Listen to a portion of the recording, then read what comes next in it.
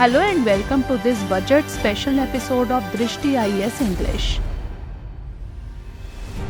As the new government has recently presented a fresh, full-fledged budget for the financial year 2024-25, let's seize this moment to understand that what a budget really entails. First things first, let's talk a bit about the constitutional provision of the budget. According to Article 112 of the Indian Constitution, the President is required to lay before both Houses of Parliament an annual financial statement, popularly known as the budget. This statement is essentially the government's estimated receipts and expenditures for the upcoming financial year.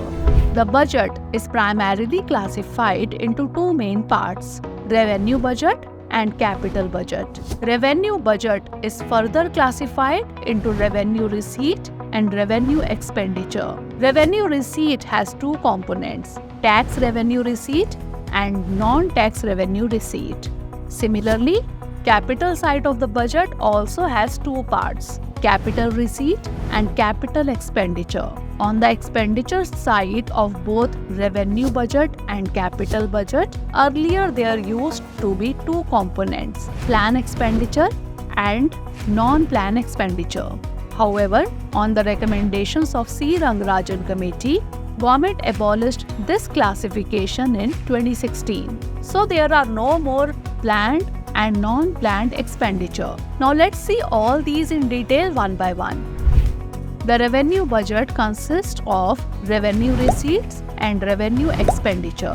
Revenue receipts are the funds received by the government from its regular operations, excluding borrowings and other capital-related activities. These are further divided into tax revenue and non-tax revenue. Some of the examples of tax revenue are income tax, which is collected from individuals and businesses based on their income levels.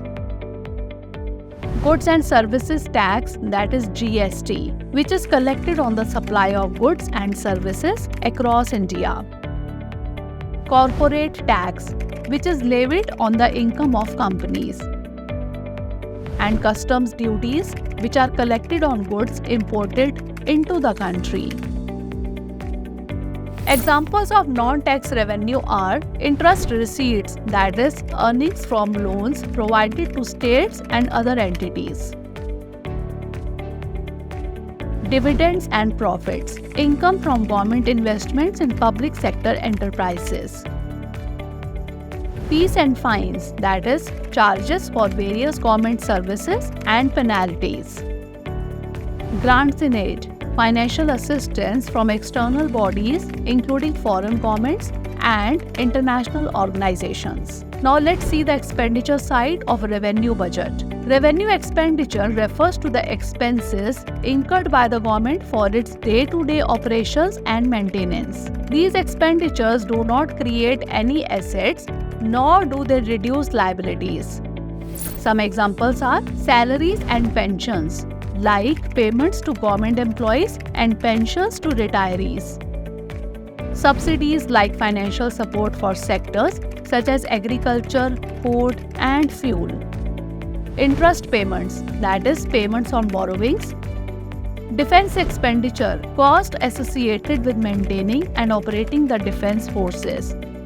Social services, that is, spending on health, education, and welfare schemes. Now let's see the capital budget. The capital budget includes capital receipts and capital expenditure dealing with assets and liabilities.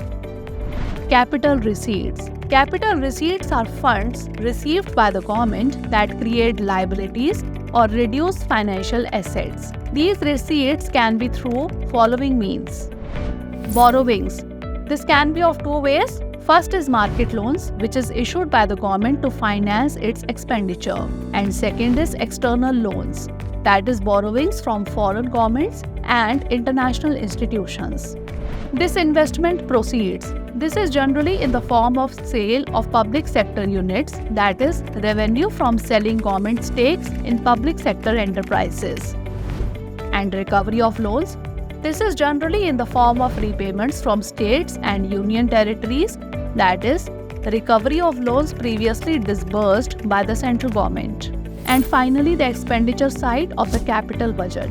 Capital expenditure involves spending on assets that have long-term benefits and typically includes investments in